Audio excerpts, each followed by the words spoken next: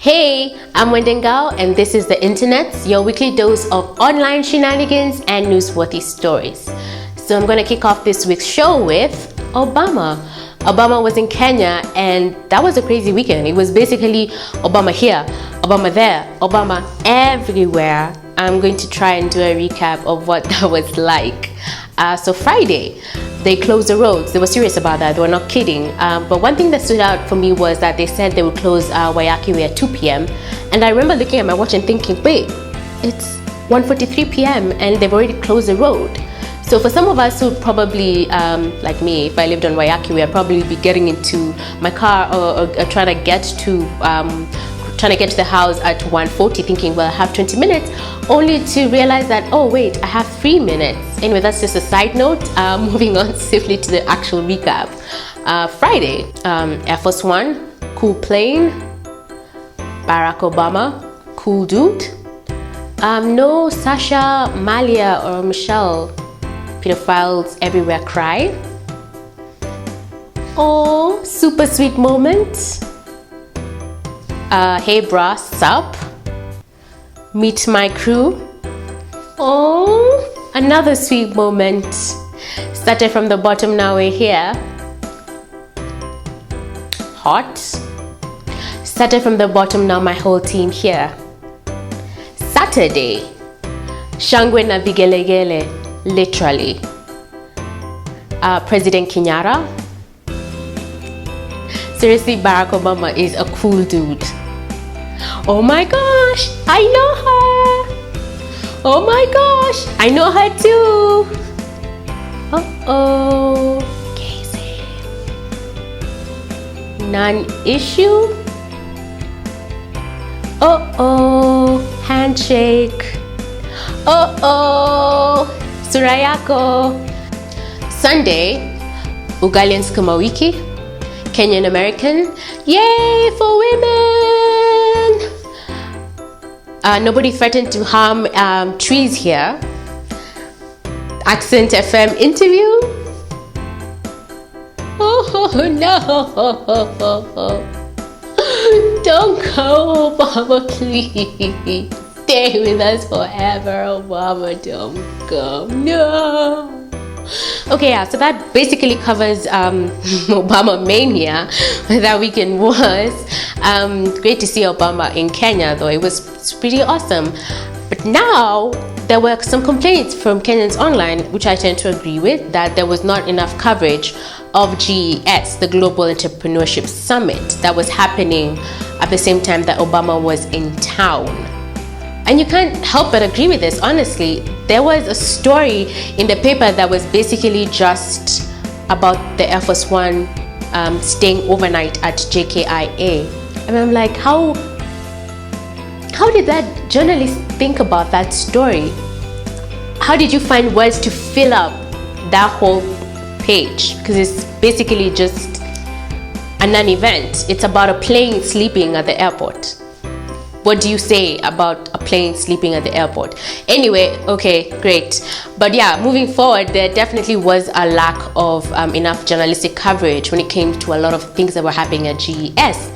A lot of opportunities for young Kenyans there, and instead of focusing more energy on finding out what's happening at GES, who are these entrepreneurs that are being featured there, and also how much money is coming in, who has gotten any deals signed, if any deals have been signed. And even the billionaires and other investors that were in the country, were any of them interviewed? So yeah, people were felt that yes, there is a lack of follow-up as far as the media is concerned. Yeah, some of the media personalities didn't take this criticism very well, actually telling Kenyans that, hey, if you think you can do a better job, go and do it, which is unfortunate, because I really feel that the media has a role to play in informing society. That is your job. And so if people feel that you're not giving them enough information, then they have a right to say so, and you should listen and then figure out, okay, so then how can we do it better? What would you like to see? If they say they want to see more GES, or they want to see more about entrepreneurship and other things that are happening, then do that. And I hope that, yes, now I have seen that there is some coverage of GES after the fact, but hopefully it won't stop now, because it's only been a few days, so it's sort of like post GES. But in the months to come, as these things that are supposed to be happening, like funds being given out or being available, the loans that are going to be available for small businesses and entrepreneurs, or even just things like the training that's supposed to be also there, is there going to be follow-up to find out who has been picked for this? Is it working? Are all these things viable?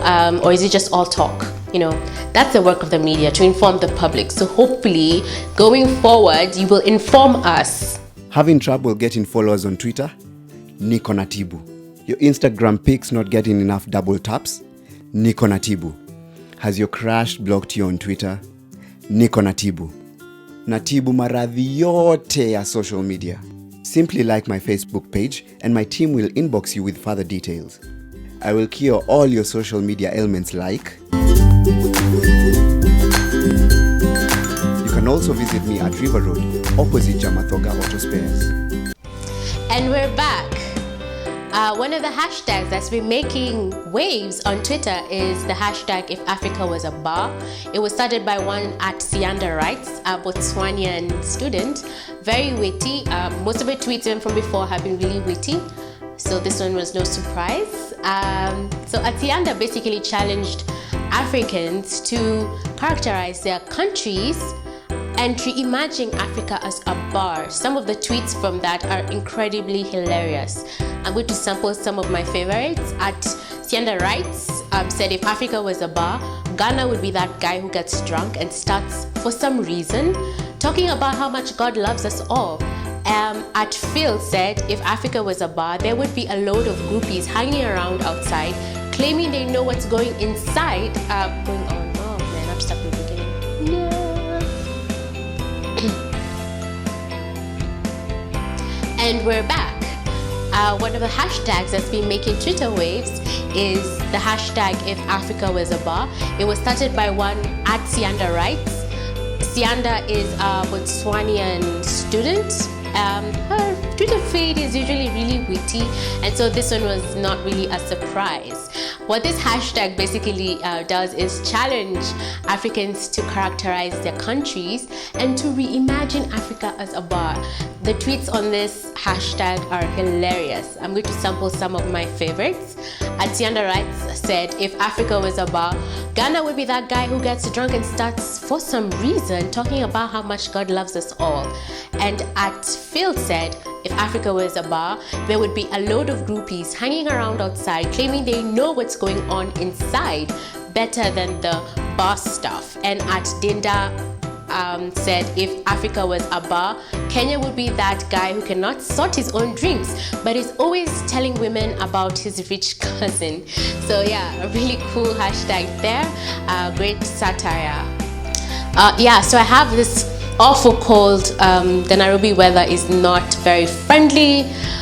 Yeah, hate July in Nairobi, it's really cold, but the show must go on. We start off our worthy mentions on a sad note. Bobby Christina, that's the daughter of Whitney Houston and Bobby Brown, passed away this week at the age of 22.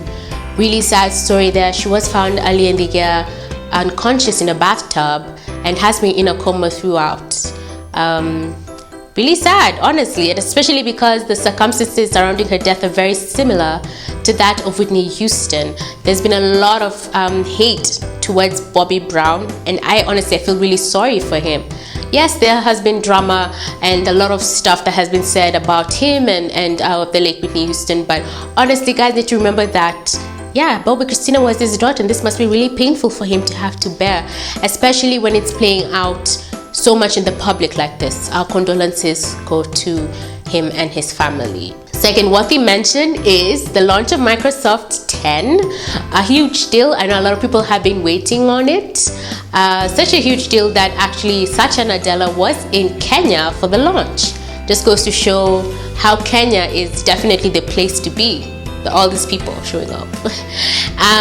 So Microsoft 10, lots of good things I've been hearing about it, such that I have decided I'm going to upgrade myself, and I hope I will not be disappointed. I hope that it's not all marketing blabber and that it actually is a good product. So I'll let you guys know if I like it or not.